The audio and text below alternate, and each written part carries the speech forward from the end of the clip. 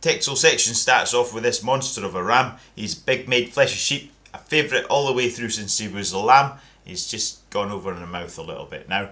And next in is Frank. He's the star really. He's a tremendous strength of character, this sheep.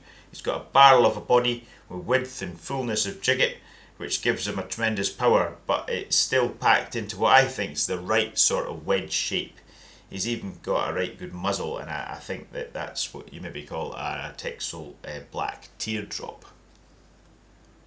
His mother's a really good 6 crop ewe. He's scrapey R1, and he's the 8th top stock ram in the country on figures.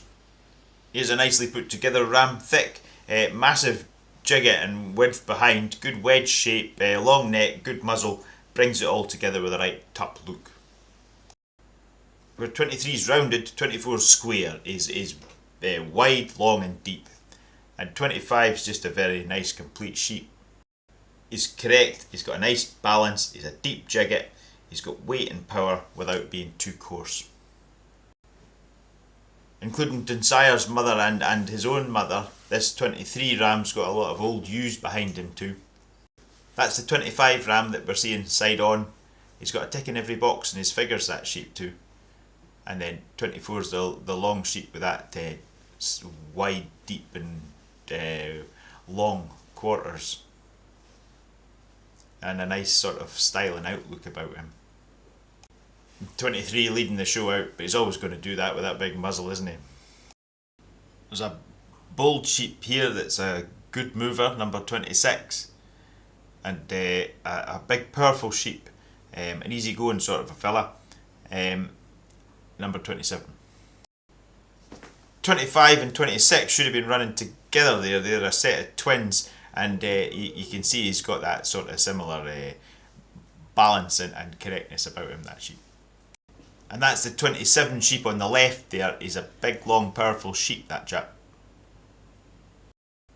I think this is an exceptionally long sheep and very well balanced and free moving.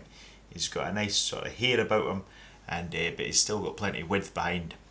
And 29's a sort of, and seems to be a fairly easy fleshing sheep. He's long, wide, and he's just really full of flesh. He's got a really attractive sort of look about him. There's 28 going out first, followed by that big-ended 29 sheep. Lot 30 coming in is a bit of a favourite really. He stands out in the pen and just is a fairly complete looking sheep. And 31 is just stretch and shape probably.